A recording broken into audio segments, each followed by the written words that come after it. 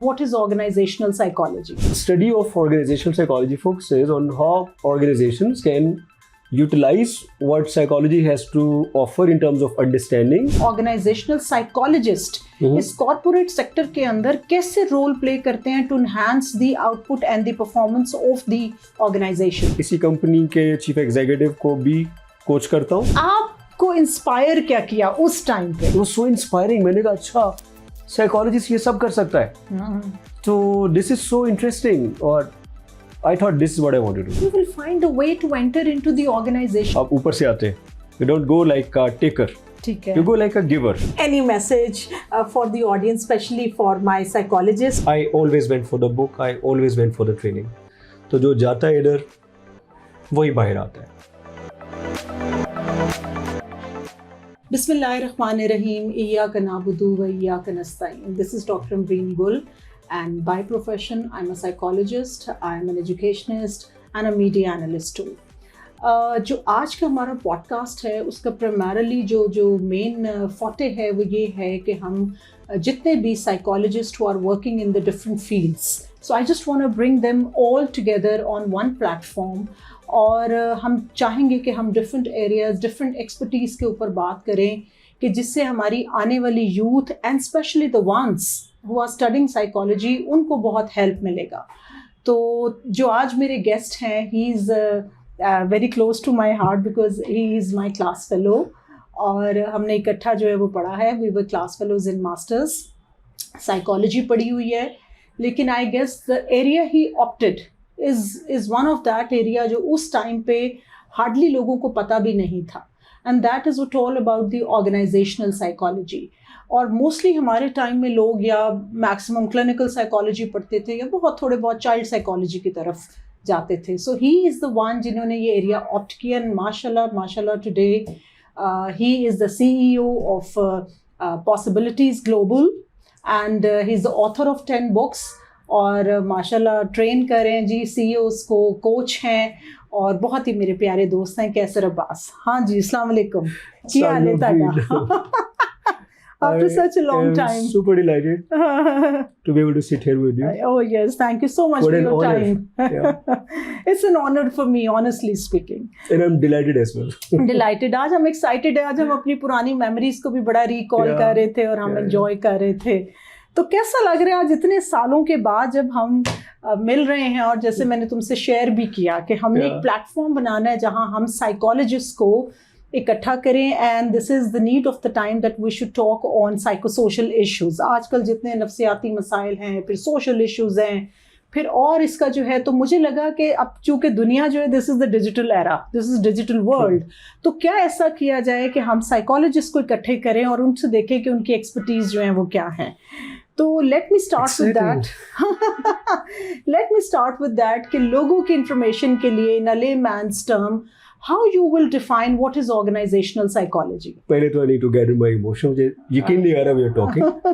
And I like to yes. share this with the audience. Exactly. इस लड़की ने university के दिनों में एक बार कभी मुझसे बात नहीं.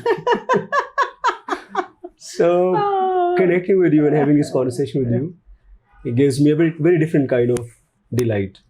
Because students से तो कभी interactions नहीं होता था. True. I was not confident enough even to be able to reach out to speak to the girls even at that time. To the girls and also on top of it to the girls like yourself. और हमारे psychology में मुंडे एगे भी बड़े थोड़े से गिने चुने फिर भी किसी ने लिफ्ट नहीं कराई.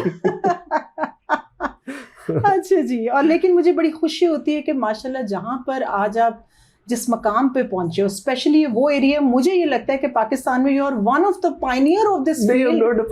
पायनियर इन अ वे कि ऑर्गेनाइजेशनल साइकोलॉजी का ज्यादातर लोगों को नहीं पता था. मुझे पता है, लेकिन मैं चाहूंगी कि आप सिंपल आसान अल्फाज में कैसर जरा लोगों के लिए बताओ, स्पेशली हमारे जो साइकोलॉजिस्ट बच्चे पढ़ रहे हैं, जो यंग साइकोलॉजिस्ट हैं, उनको जरा बताइए कि व्हाट इज दैट और इसका स्कोप क्या है. Here organizational psychology is basically जैसे psychology the study of human behavior. जो हमने रेटे मारे थे. So you study human behavior in the organizational settings. So you take all the specific principles and theories and tools of psychology and you apply those principles in a workplace setting. For instance, organizations में ये लफ्ज़ जो organization है, it is derived from a word called organism, meaning a living creature. तो इस मेरे office के अंदर से आप ये लैपटॉप्स और तस्वीरें और ये दीवारें सब निकाल लें, सिस्टम्स, प्रोसेसेस सब निकालें, पीछे क्या बचेगा? People. So study of organizational psychology focuses on how organizations can utilize what psychology has to offer in terms of understanding human behavior, and how do we use this understanding to be able to produce organizational effectiveness, help individuals become really what they possibly can, and also maximize the organizational performance. जब आप ये बात करते हैं कि it also enhances the organizational performance, तो मैं ये ज़रा चाहूँगी कि आपको क्या लगता है कि ये रोल क्या ऑर्गेनाइजेशनल साइकोलॉजिस्ट इस कॉर्पोरेट सेक्टर के अंदर कैसे रोल प्ले करते हैं to enhance the output and the performance of the organisation? मेरी ऑर्गेनाइजेशन जो पॉसिबिलिटीज है, हमारे कोई 550 से ज़्यादा क्लाइंट्स हैं. So when I say clients, these are individuals. These are organizations. So one client denotes one organization. So one client would mean Pepsi is a client, or Nestle would be a client, or Unilever is a client. तो इस तरह के मिला के 500 plus clients हैं. हम अपने clinic में जब प्रैक्टिस करते हैं तो हम क्लाइंट्स को कहते हैं कि जो एक पेशेंट आपके लिए one client is one whole bigger organisation, और एक बिगर ऑर्गेनाइजेशन की भी आपको तो पूरे पाकिस्तान में और all over the world sometimes there are lot of branches. So as an organizational psychologist, we have the potential and the opportunity to be able to influence. Say, I talk about one of the organizations where I'm coaching the CEO. This company has over 20,000 people. Right? So you help the top guy. I'm coaching their chief executive. आप basically coach करते हैं CEOs को. Now you have attained that level where you coach the. नहीं, मैं थोड़ी audience के लिए बता रही हूँ कि starting from that you now coach the CEOs who are working at the top level. Yeah. So this one of your contributions. आप organizational psychologist हैं, कैसे organization में अपना role play कर सकते हैं. तो starting from जो मैं पहले जिक्र कर रहा था कि organization को talent चाहिए, लोग चाहिए ना. लोग चाहिए. तो अभी for one of the leading organization मैं I'm somebody ऑडियंस के लिए और साइकोलॉजिस्ट के लिए उनको इंस्पायर करने के लिए I'm somebody, मैं किसी कंपनी के चीफ एग्जीक्यूटिव को भी कोच करता हूँ, which is one on one, जैसे अभी हम आपस में गुफ्तगू कर रहे हैं, पर वो कभी ब्रॉडकास्ट नहीं होती, it's very confidential. And I am also the same person जो उसी कंपनी का जो फोक लिफ्ट ऑपरेटर है, मैं उसके साथ भी कनेक्ट होता हूँ, मैं उनको ट्रेन करता हूँ. थोड़ा आसान ज़बान में बताइए कि फोकलिफ्ट ऑपरेटर जो नीचे वर्कर है, जो उनका है. मैं इंटरलूप में अगर ज़हन में आए तो मैंने उनके बोर्ड के साथ काम किया. सो जो 6-8 लोग इंटरलूप को रन कर, ऐसे मैंने एक नाम ले लिया. बट उसी ऑर्गेनाइजेशन में मैंने जो सॉक्स आखिर में बन के जो पैक करके बंदा ट्रक में डालता है, मैंने उसको भी ट्रेन किया. तो इतना बड़ा वाइडर स्कोप है. बिकॉज जब साइकी हम बात करते हैं साइकोलॉजी की, सॉरी टू इंटरप्ट यू, तो उसमें psyche of the human being जब बात करते हैं तो उसमें तो वो फिर टॉप टू बॉटम जितना आ रहा स्टाफ उसमें सारा इंक्लूडेड है. तो अगर आपको लगे कि आप कंट्रीब्यूट कर सकते हैं एज एन ऑर्गेनाइजेशनल साइकोलॉजिस्ट, तो क्लाइंट आपको जो बिल्कुल टॉप लेवल है उस पर भी अपॉर्चुनिटी देता है, और जो आपका लोएस्ट लेवल है, से टोटल है, मैंने उनके 5 CEOs के साथ काम किया. ठीक है. मगर मैंने उनके डेपो के ऊपर जो लोग काम करते हैं, मैंने उनके साथ भी ट्रेनिंग्स की. जो फ्यूल डालते हैं पेट्रोल स्टेशन पे, मैंने उनको भी ट्रेन किया. तो as an organisational psychologist, since I have been in the business for the past around 20 years now. 20 years हो. तुम अब बताओ, 20 years हो गए हमें, इतने पुराने हो गए हम. बहुत अपॉर्चुनिटी दी है to work with a variety of audiences in a number of organizations. I've been to माशाल्लाह around 40 तो वर्ल्ड वाइड भी माशाल्लाह तर आपको तो जी अवार्ड भी मिला हुआ है, इंटरनेशनल अवार्ड भी आपको मिला हुआ है, और अब तो मैं देख रही हूँ कि तुम माशाल्लाह वर्ल्ड वाइड भी जो अपनी कोचिंग जो है वो कर रहे हो. तुम ये सही है, जबरदस्त है. सही. ये तो आपने बताया कि the role of the organisational psychologist. मैं कैसर आपसे ये चाहूंगी पूछना कि what actually inspired you, because the time you opted, आज से मुझे बताना पड़ेगा, मैं इतनी बूढ़ी हो गई हूँ. तो इतने साल पहले जब मैंने कहा कि सिर्फ लोग क्लिनिकल साइकोलॉजी का पता था या चाइल्ड साइकोलॉजी का, तब ये sports psychology, educational psychology, forensic psychology, इसके बारे में लोगों को ज्यादा आगाही नहीं थी. एनवायरमेंटल साइकोलॉजी, तो उस टाइम पे I think you were the first one who picked up this area. और मुझे याद है कि उसके पढ़ाने वाले भी इस पे कोई मिल नहीं रहे थे कि कौन पढ़ाएगा, but you took the risk at that time. और यकीन मानो बहुत सालों तक जब हम राब्ते में भी रहे तो मुझे यही लगता था कि how you will survive, because इस सच एक बिगिनिंग थी कि बंदा लगता था कि स्क्रैच, और यहाँ पे तो कॉन्सेप्ट ही किसी को नहीं था। तो व्हाट एक्चुअली इंस्पायर्ड यू, क्योंकि साइकोलॉजी में आके primarily people they look to opt for the clinical practice or maximum hospitals के अंदर या अपनी clinical practice, या अब थोड़ा सा ज़रा और vast हुआ है उसका schools के अंदर। या आपको inspire क्या किया उस टाइम के कैसर में? Here this was honestly I was lucky to be able to enter into this area. अगर मैं ये को बड़ा सोचा समझा डिसीजन था, बिल्कुल नहीं था। डॉक्टर साइमा गजल को सारा क्रेडिट जाता है। She हमारी साथ really inspired, और वो one of those teachers जो आज भी इंस्पायर करती हैं, यूएस में। yes. And I'm in touch with her, I learn from her. तो एक तो उनकी शख्सियत थी कि उन्होंने बताया कि ये एक नया एरिया है, और तुम्हें तो बता सकता हो कि अपने सारे जो पसंदीदा लोग थे क्लास में, कोई क्लिनिकल में जा रहा था, कोई चाइल्ड साइकोलॉजी में, कोई काउंसलिंग में जा रहा था। तो दूसरा क्रेडिट मैं देता हूँ आरिफ अनीस को। आरिफ अनीस मेरे सीनियर थे, यू नो हिम। और आरिफ अनीस ने कहा कि देख, एक तरफ फन है कि तेरे पसंदीदा लोग किधर जा रहे हैं, तो दूसरी तरफ तो ये देख के तेरी जिंदगी किस तरफ बदल सकती है। What is new, what is out of the box. So you were never interested उस time no. You were never interested in clinical or child और इसमें तो क्या सोच के psychology मेरा में नहीं था। I knew from the very beginning I will never be a clinical psychologist. ये मुझे पता चल गया। I knew I was incapable of working with somebody who had some psychological challenge. तो एक छोटा सा स्टंट मैंने किया था। मैं एबनॉर्मल साइकोलॉजी तो हम सब ने पढ़ी थी ना। डॉक्टर रुखसाना ने हमें असाइनमेंट दी, वो कंपल्सरी होता है ना, वो हमारा कंपल्सरी तो वो लगता था हर बीमारी जब वो सिम्टम्स पढ़ाती थी, मुझे लगता था मुझे है the man who was a hospital, वो ऐसे लगता था। तो एवरीडे आई रियलाइज्ड कि यार ये काम मैं नहीं कर सकता। फिर मैंने वो फाउंटेन हाउस जाके केस स्टडी की, क्योंकि अब यहाँ से समझो एप्टीट्यूड टेस्टिंग नहीं थी, हमें करियर काउंसलिंग का कॉन्सेप्ट नहीं था कि क्या करना है क्या नहीं करना। बट जैसे कहते हैं ना, वो जो हमें समझ आया उस टाइम हम लोगों ने ऑप्ट कर लिया। ऑनेस्टली आप ऑर्गेनाइजेशनल साइकोलॉजी, बच्चों की इंस्पिरेशन के लिए हम ऑर्गेनाइजेशनल साइकोलॉजी कहते हैं। मुझे किसी ऑर्गेनाइजेशन का पता तक नहीं था। Like all I knew was कि मैं लाहौर आता था, फारूकाबाद से रास्ते में मुझे नेस्ले नज़र आती थी, और मुझे कभी होंडा नज़र आती थी, और कभी कोई इसी तरह की एक आध फैक्ट्री, मुझे लगता था यही है। एंड ऑल्सो एक तो वैसे साइकोलॉजी का स्कोप इतना, people they were not aware of the scope of the psychology. और एक ऑर्गेनाइजेशनल साइकोलॉजी तो बिल्कुल ही जिसको कहते हैं कि उसका नहीं था आइडिया लोगों को। So let me tell you the turning point. तो डॉक्टर साइमा ने एक ओरिएंटेशन की क्लास रखी, ठीक है। तो डॉक्टर साइमा गजल ने उसमें कहा कि organisational psychologist can do the following. तो वो स्कोप हायरिंग में ऑर्गेनाइजेशन को हेल्प कर सकता है, बिकॉज वो पर्सनैलिटी अंडरस्टैंड करता है, और वो करता है। फिर वो टैलेंट डेवलपमेंट करेगा, तो फिर वो ट्रेनिंग कर सकता है, तो वो कोचिंग कर सकता है। एचआर में भी है सारा उन्होंने जब बताया एमरीन, तो it was so inspiring. मैंने कहा अच्छा, साइकोलॉजिस्ट ये सब कर सकता है, तो दिस इज सो इंटरेस्टिंग। और I thought this is what I want to do.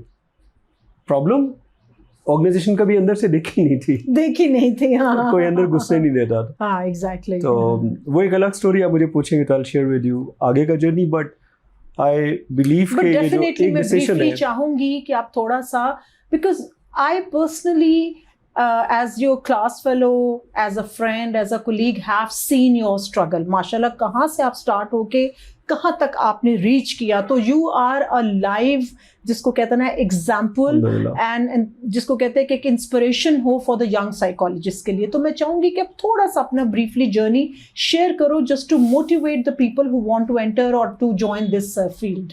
या so it was a horrifying journey. Oh really? Seriously.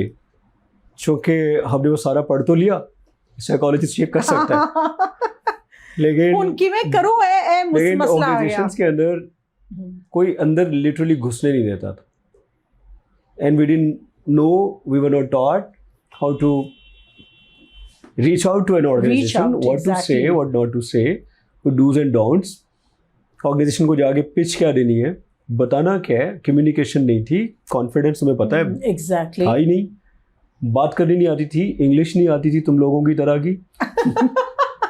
खैर ऐसे भी बात तुम लोगों से इस डर के मारे बात ही नहीं करते थे कि अंग्रेजी बोली पड़ जाएगी। तो गांव से आए थे यार, कुछ पता नहीं था, रहने की जगह नहीं थी, सबसे बड़ा challenge, struggle. Out of station से थे तो वो भी मैं फारुखाबाद से आया था, तो उधर का एक अलग प्रेशर था कि पढ़ाई हो गई है तो बड़ी कोई नौकरी मिलेगी, एंड इधर तो कोई पूछता नहीं था, कोई लिफ्ट नहीं थी। तो मैं जान सकती हूँ कि कैसे शुरू में तुमने, जब कुछ भी नहीं था तो क्या, कहाँ से हिट किया, कहाँ से एक मिला, फर्स्ट पिक मिली आपको? It was trial and error. अच्छा, ये था कि if you do enough things तो उनमें से कुछ ना कुछ will work. कंपनीज को, स्पेशली जो बड़ी कंपनीज और ऑर्गेनाइजेशंस हैं, उनको पिच मतलब किस तरह से उनकी साइकोलॉजी अंडरस्टैंड करके तुमने पिच किया कि यार दीज आर द पॉइंट्स कि जहां उनको पता चले yes we need organisational psychologist? जब हम टॉपिक ले रहे थे अपने थीसिस के लिए तो मैंने ऑक्यूपेशनल स्ट्रेस ये उठाई थीसिस का topic, because I figured out कि स्ट्रेस बहुत है कॉर्पोरेशंस में, पीपल आर बर्नड आउट, आज भी वही सूरत हाल है। तो मैंने कहा ये एरिया उठाते हैं, ये पेन पॉइंट है। आप जितना मर्जी लग्जोरियस और कंफर्टेबल एनवायरनमेंट दे दें, लेकिन अगर इंसान जो काम करने वाला इन मशीनों के ऊपर, जैसे हमारे पूरे कैमरास वगैरह ये सेट ऑटोमेटिक नहीं हुए, इनके पीछे जो है वो ह्यूमन पावर है इनके पीछे, तो अगर वो स्ट्रेस्ड आउट है तो हमारी कैसे जो है वो आउटपुट और हमारी कैसे जो है वो इंक्रीज होएगी। सो आई फिगर्ड आउट कि ऑक्यूपेशनल ऑर्गेनाइजेशनल स्ट्रेस इसको उठाते हो। I did a very powerful study, और अब उसका सैंपल लेना था। और मैं यंग साइकोलॉजिस्ट को भी कहूँगा कि आसान जो एंट्री है वो है कि आप एक रिसर्चर हैं, good, and you are studying something and I need, and you will find a way to enter into the organisations. और अब यहाँ से नहीं जाते, आप ऊपर से आते, you don't go like a taker, ठीक है, you go like a giver. I went to Nestle, I said I am studying psychology and I'm running this research, अंग्रेजी रटे शटे मार के पूरी तैयारी करके टाई लगा के, पता नहीं जाम की थी कि मुर्तजा की थी कि आरिफ अनीस का कोड था, मगर फुल जैसा वो देखना चाहते थे, ड्रेस कोड होना चाहिए, तो वो सारा करके मैं पहुंच जाता था। So you think this dress code is also very much important to understand the concept in organizations? Yeah, there are times जब ये बहुत क्रिटिकल है। फॉर इंस्टेंस मैं गर्मियों में वैगनों में धक्के खाता था मगर टाई और जैकेट पहनी होती थी, because I was a good observer. I realise के ये जो लोग जिसको भी मैं मिलता हूँ गर्मियों में भी ये फुल जून में भी टाइयाँ लगा के बैठे होते, तो no, organisation culture is getting relatively relaxed. अब बेहतर रिलैक्स्ड हो रहा है। अभी जैसे मैं इस हुलिये में हूँ जो मैं कैजुअल पहने, I go and I coach CEOs, I run leadership programmes, I am wearing this jeans and joggers, but शायद महीने में एक आध दिन होगा जिसमें मैं भी सूट और टाई पहनता हूँ। If I am going to present to a board, मैंने एक CEO को कोच किया, मेरी बोर्ड के साथ मीटिंग है, तो वहाँ पे मैं थोड़ा उनको रेस्पेक्ट देने के लिए शायद मैं टाई उस दिन भी नहीं लगाऊं, लेकिन जैकेट पहन लूंगा फॉर्मल थोड़ा। So this does matter. So coming back, I would reach out to a number of client organizations. Enter हो गए, उसके बाद अगर मैं पिछले let's say 10 years का जर्नी पूछूं, थोड़ा सा जंप करके आगे आए, आपने मार्केट में प्लेस बनाई, आपको पता चला पिछले 10 सालों के अंदर जो है आपने माशाल्लाह एग्जेक्टिव्स के होते होते अब आप CEOs को प्राइमरीली हिट करते हो। कौन से चैलेंजेस थे जो कैसर ने फेस किए कॉर्पोरेट सेक्टर के अंदर? मैं फिर कह रही हूँ there are not many psychologist who are working in the corporate sector, तो you are one of that. तो आपको कौन कौन से चैलेंजेस लगे कि जहां आपको लगे कि लोगों ने कहा अगर नहीं यार एमई साइकोलॉजी पढ़ के आया हो या एनए की दसना है how to increase the output या how to understand the behaviour of the organisations, तो वहां पर कौन से चैलेंजेस कैसर को एग्जैक्टली 2-4 अगर आप कहीं पिन पॉइंट फेस करने पड़े? पिछले 10 सालों में अगर मैं आपको सच बताऊं तो चैलेंजेस की नोयत एक्सटर्नल थी नहीं। अच्छा, 10 साल पहले मेरे 300 क्लाइंट्स थे और मैं प्रीमियम ट्रेनिंग कंपनी रन कर रहा था, एटलीस्ट 20 मुल्कों में काम चल रहा था, हंड्रेड्स के हिसाब से लोग मुझसे सीख रहे थे। तो ये साल चैलेंजेस उस तरह से मार्केट की तरफ से चैलेंजेस नहीं थे। अगर कोई चैलेंजेस आए तो वो इंटरनल थे कि यार आगे क्या करना है, बोर नहीं होना, रिपीट नहीं करना काम, I got to create something new, you got to leave your legacy, तो आपके इंटरनल चैलेंजेस हैं। उनके लिए ज़्यादा यूजफुल होगा कि हम देखें पहले 10 सालों के क्या चैलेंजेस थे। ठीक है, ठीक है। तो पहले 10 साल के चैलेंजेस में वही है कि यार who the hell are you if you are not able to add value in an organisation से एक टॉप MNC पाकिस्तान की आप उनके CEO से मिलने जा रहे हैं, if you not able to make sense they will kick you out. Exactly. और अगर आप उनसे कहें कि मैं और तुम 1 घंटा बात करेंगे और उस कॉन्वर्सेशन के बाद तुम मुझे पैसे दोगे and it's a significant amount, it's not even लाखों में नहीं, इट्स इन फ्यू मिलियंस, तो लोग कहेंगे तुम पागल हो। True, right. एक कॉन्वर्सेशन जो मैं और आप कर रहे हैं, इसके बाद if I run the same conversation over there, right, so I get paid. Similarly, we charge from the clients, you see, from the patients in the hospital. Otherwise, Absolutely. people, they just take it as a talk therapy. वो समझते जी talk therapy है। मैं young psychologist को ये बता रहा हूँ कि जो चैलेंज और अपॉर्चुनिटी वो एक है कि you add value. So when you add value, you bring some value on the table. तो whether it's a Pakistani organization or a multinational organization, और मैंने 2007 में जिंदगी में पहली दफ़ा इंटरनेशनल ट्रैवल किया था। अच्छा। मेरा पासपोर्ट तक नहीं होता था। तो it was Oryx leasing. I'm happy कि you are अपने आप ने इसमें कोई वो नहीं है ढका छुपा, आपने बड़े अच्छे तरीके से जो आपकी रियलिटी, जो चैलेंजेस, जो स्ट्रगल आपने की, वो आप सामने रख के लोगों को बता रहे हैं, स्पेशली साइकोलॉजिस्ट को। So the point is कि हर साइकोलॉजिस्ट की, हर प्रोफेशनल की बात होगी वो अगले लेवल पे जाए। तो मेरे लिए अगला लेवल था कि मैं इंटरनेशनल काम करूँ। तो वुड यू बिलीव कि मैंने उसके लिए कोई डिलिबरेट एफर्ट नहीं की। अच्छा। सो ऑरिक्स लीजिंग पाकिस्तान के अंदर मुझसे महीने में 2-3 ट्रेनिंग्स करवा लेते थे। एक दिन वो कहते हैं कि हमारी एक ट्रेनिंग है जो आपने ओमान में करनी है और एक ट्रेनिंग आपने दुबई में करनी है, ठीक है, इस तारीख को, तो हम आपको ये पैसे देंगे। जो पाकिस्तान में देते थे उससे डबल पैसे दे रहे थे। I got excited. वैसे भी करेंसी भी चेंज हो जाती है तो वैसे ही ज़्यादा पैसे बन जाते हैं। I never knew anyone in Dubai. I never knew anyone in Oman. So I didn't reach out to anyone. It was like, मैं जो यंगस्टर्स को बता रहा हूँ, if you are creating value, तो आपको भागना नहीं पड़ेगा। The opportunities will come to you. Possibilities will come to you, जो आपका उसका है। तो उन्होंने कहा फलां तारीख को ट्रेनिंग है तो रेडी हो जाओ। जैसे आज मुझे कोई कंपनी बुलाती है, अभी मैं माशाल्लाह I just received a call yesterday. It's a European company and they are inviting me to like 5 countries. उसमें एक इंडिया भी है, तो इंडिया शायद मैं नहीं जा पाऊंगा, बाकी 4 कंट्रीज में मुंह उठा के चला जाऊंगा इंशाल्लाह। मगर अगर मैं कहूँ कि सॉरी मैं नहीं आ सकता, मेरे पास तो पासपोर्ट ही नहीं है। मेरे पास तो वीजा नहीं है। तो लाइक दे वर स्टन्ड कि अच्छा तुम्हारे पास पासपोर्ट ही नहीं है। मैंने कहा जी मैं अर्जेंट बनवाता हूँ। तो इसका मतलब ये कि I was not prepared for it, I was not even eyeing for it, and I did not plan for it. तो जो पहली चीज़ है, whether you are working for a Pakistani organization or international, आज आसान इंटरनेशनल होना, तो you got to create some value. आप मुझे एक चीज़ में ज़रा थोड़ा ऑडियंस के लिए ज़रा ये भी बताना चाहती हूँ कि ये तो एक आपकी अपना एक फॉटे है, आपका एक जॉनरा है। इसके अलावा आई स्टिल रिमेंबर उस कैसर को जो मास्टर्स में used to write columns for the newspapers as well. वक्त में लिखता था मैं उस वक्त। तब हमें तुम्हारी उस कैपेसिटी का, क्योंकि नाइव थे उस टाइम, हम लोग भी तो पता ही है सिंपल से थे, नहीं आए अपनी पढ़ाई की चली गई। अब उसके बाद जो है वो न्यूज़पेपर का पता था कि तुम लिखते हो, उसके बाद ग्रेजुअली पता चला कि नाउ यू आर, तुम्हारी 3 किताबें तो मैंने भी पढ़ी हैं, टिकटॉक डॉलर, शाबाश तुम कर सकते हो, और सबसे खूबसूरत मुझे लगी मैं इश्क और वो। तो बहुत उसमें जिसको कहते हैं, एंड दैट डे मैंने कहा अच्छा ये वही कैसर है, ये हमारा क्लास फेलो है, ये राइट सो ब्यूटीफुल। और अब माशाल्लाह रिसेंटली तुमने पोएट्री भी, मैंने कहा पोएट्री भी स्टार्ट कर दी है, तो ये पोएट्री का किसी को नहीं बताना। Personal, okay that's fine. You are माशाल्लाह the author of 10 books now, और मेरे ख्याल एक पे भी काम भी कर रहे हो।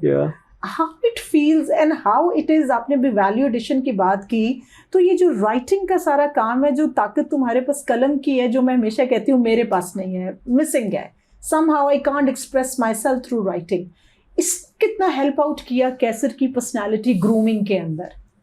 I think writing made a huge difference. दोनों तरह से, एक in terms of me expressing my self, जो पहली चीज़ मैं रात को सोने से पहले करता हूँ वो राइटिंग है। आखिरी चीज़ it's from the beginning I guess, मुझे लगता है। सुबह उठ के सबसे पहली चीज़ मोस्टली अच्छा वो लिखना होता है, कुछ ना कुछ आया होता है। आज मैं स्विमिंग पूल में था और मुझे कुछ आ गया लिखना, आमद होती came है। out, हाँ, I came out, और मैंने अपने लॉकर को खोला, उधर में बैठा, आमद गीले होती हाथों है। से वो साफ करके तो लिख रहा था, तो somebody says ये क्या, मैंने कहा यार आइडियाज भाग जाते हैं अगर भाग उनको जाते हैं। कैप्चर ना इन करें। किताबों का मेन अगर मैं पूछूं एक क्रक्स क्या है, कलेक्टिव क्रक्स क्या है? कुछ तो मुझे पता है कि माशाल्लाह you are very positive person, you always emit positive energy. जो तुम्हारी सबसे अच्छी बात मुझे लगती है कि Except वो my poetry. कंपैरिजंस नहीं है, no unhealthy comparisons, no unhealthy competitions. इन किताबों का जब अगर पूरा एक कलेक्टिव क्रक्स में इसको अगर एक पॉइंटर में सिर्फ समझूं, क्योंकि we are running shortage of time as well, तो उसमें सारी किताबों का क्रक्स क्या है? Yeah, when I started writing, I wanted to spread positivity and I wanted to create a sense of hope, possibilities. Sense of hope. Yeah. Then, in addition to it, I realized खाली motivation देना काफी नहीं, people needed skills. Oh yes, तो फिर मैंने skills भी अपनी किताबों में डालनी शुरू की. So I स्किल्स बड़ी इंपॉर्टेंट wrote हैं। book on leadership. Aamir Qureshi के, I'm a collaborator, तो मैंने आमिर कुरैशी के साथ अच्छा, पाकिस्तान की वो पहली बुक थी बिजनेस लीडरशिप पे, 2012 में शायद हमने पब्लिश की थी. I am writing another book with Aamir Qureshi now. अच्छा। फिर मैंने आरिफ के साथ मिलके मेड इन क्राइसिस लिखी. तो स्लोली एंड ग्रेजुअली आप पाकिस्तान में लिखते हैं तो पाकिस्तान के लिए लिखते हैं. उर्दू में मैंने 5 डू लिखी. यू देखो कैसर, अपार्ट फ्रॉम ऑल दैट, आपने कहा कि सेंस ऑफ होप ये तुम्हारी टैगलाइन है, and I actually see that positivity in your personality, but do you really see that sense of hope in the current scenario जो पाकिस्तान का है, जो पॉलिटिकल अनस्टेबिलिटी है, जो फाइनेंशियल क्रंच आया हुआ है, इस सारे में अगर मैं पूछूं कि what is the hope you are looking forward, what do you see? I see positivity. How but? And I am not an optimist. Optimism का मतलब ये नहीं होता कि आप पानी में हैं, यहाँ तक डूबे हैं और आप कहें कि मैं तो जहाज में हूँ. That's not optimism. Optimism combined with a sense of reality. Reality is very Right? much important. So आप ये कहते हैं कि I acknowledge whatever the current limitations or constraints or obstacles ये सब है. अगर मैं कहूँ सब सही है तो वो ऑब्स्टिकल मुंह के बल गिराएगी. ये बड़ा जरूरी था ना कि रियलिटी में रह के अपने रिसोर्सेज को यूटिलाइज करना. So I believe that there is light at the end of the tunnel, and the journey inside a tunnel could be suffocating, it could be disturbing, it could be painful. But stress threshold उसी से improve होता है. If you have the sense of light, and sometimes you are not able to see the light. Blind spot आ जाता है. Sometimes you are the light. Why? Because so many people are looking up to you. That's what leadership is. That's what leadership so is. I coach CEOs. अभी मैं कल किसी company के CEO से मिला, उसने तो 15 and whatever he was saying was absolutely real. And that's the reason कैसर अभी तक हम समझे ही नहीं. हमारे इवन साइकोलॉजी के अंदर with due apology, unfortunately psychologists they have not introduced themselves and they have not अपना काम को उन्होंने हाईलाइट नहीं किया. तो इस डिजिटल प्लेटफॉर्म को एक क्रिएट करना जो है ये मेरा एक मकसद था. आपने मुझे याद है पूछा भी था कि Amreen why you are investing your time and energy and money onto that these equipments. सारा कुछ. तो मैंने कहा कि मैं चाहती हूँ अगर आज मैं जिंदा ना रहूं तो मेरे पीछे मेरा काम रहे. और अब ये डिजिटल दौर है, नहीं टू बी ऑनेस्ट, तो अब हमारा जो डिजिटल दौर है उसमें हमारा ये काम इस तरह से. लास्ट क्वेश्चन मैं ये मेंशन करना चाहूँगी कि माशाल्लाह यू आर ऑल्सो इनटू, मैं यूजुअली वैसे फिर वही बात है कि इसको लोग प्लीज़ अब ये ना समझे कि मैं कोई फ्लैटरी कर रही हूँ, बट कैसर जो है वो सोशल वर्क भी करता है. और इनका मुझे बहुत बताना ज़रूरी है कि मुझे बड़ा प्यारा लगता है आपका वो जो कॉन्सेप्ट थोड़ा इंट्रोड्यूस करा दे. माई फर्स्ट बाइक का जो आप बच्चों के लिए, ऑर्फन बच्चों के लिए और उनके लिए कर रहे हैं, उसको क्विकली ताकि we can then wind up this podcast. मेरा बचपन में तुम्हें पता है मेरे पास साइकिल नहीं थी. तो मुझे तेरे बचपन तक की तो पता होना में. अच्छा, आई थॉट अब गलियों में इकट्ठे खेले. सो मेरी एक तो किताबों से मेरी 10 किताबें, my books are very expensive. अभी 3 किताबें मेरी है हाउस ने पब्लिश की हैं यूएस में. ठीक ठाक पैसे आते हैं, $36. अच्छा, आ रहे हैं पैसे आते हैं. और वो सारे पैसे 100% of it, not a percentage, perhaps charity में 100% of it goes to charity. और उसमें हम 2 काम करते हैं. एक मेरी ज़िंदगी में अपने अभी ख़ानदान में जाता हूँ. My son goes with me and he realises that our life is different and I feel truly each cell of my body is filled with a sense of gratitude. उनको एक्सपोज कराना कि हम कहाँ रहे और कैसे. यार वो फ़र्क कहाँ पे है? वो एजुकेशन में है ना फ़र्क. तो I invest most of my money in education, in educating children. तो I did not create a school, I encourage people from anywhere in the country कि वो जहाँ पढ़ना चाहते हैं choose their school. ठीक है. Best of the best school उठाएं. ठीक है. और हमें सिर्फ बता दें कि यहाँ पढ़े और उनका फी जो है तो जो भी 3 महीने के एडवांस भेजते हैं. और वो जो फर्स्ट बाइक का क्या जल्दी से जरा बता फर्स्ट बाइक में हम अंडर प्रिविलेज्ड बच्चों को उनकी जिंदगी की पहली साइकिल देते हैं. और मैंने वो देखा, टू बी वेरी ऑनेस्ट, वो आपकी वीडियोस देखी मैंने, वो छोटे बच्चे द मोमेंट दे उनको पहले अपनी बाइक नजर आती है, उनके जो इमोशंस देखने वाले होते हैं, the way they are overwhelmed, वो खुशी आप किसी और तरीके से नहीं खरीद सकते. मैं ब्रीफली बता दूं, 11 साल पहले मुझे कोका कोला ने कहा था कोई टीम बिल्डिंग प्रोग्राम बनाओ. अच्छा. इनोवेटिव होना चाहिए. आई सेड ठीक है, आप पीसी की बजाय एसओएस चिल्ड्रंस विलेज में आएंगे. वो लोग वहाँ पे आए, पंखा भी नहीं चल रहा था, फुल गर्मी थी. ज़मीन पे बैठाया उनको, अनअसेंबल्ड साइकिलें लेके गया मैं, मेरी टीम साथ थी. हमने उनकी टीमें बनाई और उनको कहा जोड़ो ताकि उनको स्किल भी आए. पागल हो गए, उनसे जुड़ नहीं रही थी.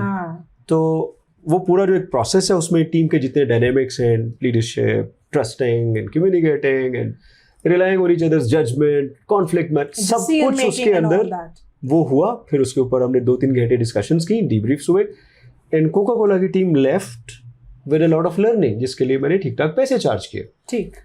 और वो जो साइकिलें हमने जोड़ी थी उस दिन, वो हमने एसओएस के बच्चों को दे दी. तो children left with their lifes first ever bike. तो ये चैरिटी नहीं है कि जाके साइकिलें उठाई दे दी. I run the same level of training programme जो मैं किसी बड़ी कंपनी तो ये एक साइकोलॉजिस्ट ही टच कर सकता है कि हम किसी को ऐसे में जो है वो चैरिटी नहीं दे रहे, we are basically want the people to learn the skills. और हमारे इस्लाम का भी अगर यहाँ मैं वाइंड अप करूंगी कि जी कॉन्सेप्ट है कि हमारे होली प्रॉफिट हजरत मोहम्मद सल्लल्लाहु अलैहि वसल्लम ने जब उनके पास कोई मांगने के लिए आया तो उन्होंने उसको कुल्हाड़ी जो थी वो लेके दी कि लकड़ियां काटो और खुद अर्न करो उसको. ये जो हम दे देते हैं पैसे और भिखारियों को और इनको यहाँ से, this is a wrong concept. तो ये भी मेरा ख्याल है बड़ी खूबसूरत आपने जो ह्यूमन साइकोलॉजी के एक पॉइंट को टच किया कि हम किसी भी कोई एहसान नहीं कर रहे या हम किसी को चैरिटी नहीं दे रहे, हम बेसिकली उन्हें स्किल सिखा रहे हैं. एंड इसको हम सर्विस लर्निंग कहते हैं. You will be happy to know कि आज तक हमने जितनी भी साइकिलें दी है उसे हमने 10,000 अगर दी है एनुअली, आप करते हो आधी बॉयज को और इक्वली गर्ल्स को दी साथ में हेलमेट भी देते, फोन भी देते और फॉलो भी करते. खुद भी सुबह सुबह कभी संडे में अपने बेटे हुसैन के साथ और रास्ता के साथ जो है वो आप साइकिलिंग कर रहे होते हो और आप उसका तो बड़ा एनकरेजिंग लगता है. एंड में any message for the audience, specially for my psychologist. और मुझे बड़ी खुशी होती है जब तुमने अपनी टीम में भी साइकोलॉजी के बच्चे लिए हैं फॉर द इंटर्नशिप. तो यस, तो मैसेज ये कि पहले अपनी ज़ात पे इन्वेस्ट करें. हम अपने कपड़ों पे, घड़ियों पे, जूतों पे, बैग्स पे इन्वेस्ट करते हैं. बट मेरी लाइफ इसलिए चेंज हुई, यूनिवर्सिटी ने बहुत थोड़ा सिखाया था, I give all the credit. But उसके बाद लिटरली एमरीन मेरे पास ऑप्शन था कई दिनों में कि मैं खाना खाऊं या किताब खरीदूं, अपना कमरे का बिल दूं या ट्रेनिंग प्रोग्राम की फीस दूं. I always went for the book, I always went for the training. तो जो जाता है इधर वही बाहर आता है. तो you invest in yourself. And quick एक और लर्निंग मेरी है कि you always prioritise learning over money. मैं एमए कॉलेज में पढ़ाता था कि हमें पैसे को लर्निंग के ऊपर तरजीह नहीं देनी चाहिए, पैसे को नहीं देनी चाहिए. पहले एक वक्त आता है कि आप लर्न करते हैं, फिर आप बहुत पैसे कमाते हैं. मैं एमए कॉलेज में एक लेक्चर का, वो मैंने क्यों लिया था, बिकॉज वहाँ पे भी ऑर्गेनाइजेशनल साइकोलॉजी स्टार्ट हुई थी. मेरा भी रिजल्ट नहीं आया था और मैं वहाँ पढ़ा रहा था. 150 रुपये एक लेक्चर के मिलते थे. तो मैं HBL में 2009 में बताता था कि उस वक्त मुझे 150 मिलते थे एक लेक्चर के. अब मैं आपसे 1.5 लाख ले रहा हूँ उस वक्त, उसी 1 घंटे का. और अब ये 1.5 मिलियन से ऊपर चला गया. और माशाल्लाह, honestly speaking, we are proud of you. We are proud of you the way you have, जैसे कहते हैं ना, जब भी ऑर्गेनाइजेशनल साइकोलॉजी का नाम आएगा, ये याद रखें, हिस्ट्री में मैं कह रही हूँ यहाँ पर स्पेशली तुम्हारा नाम माशाल्लाह. और जैसे आपने आरिफ अनीस का कहा, साइमा गजल का कहा, ये सारे आपके कंट्रीब्यूटिंग, लेकिन माशाल्लाह जो height and the level you have achieved in this, that is remarkable. Thank you so much.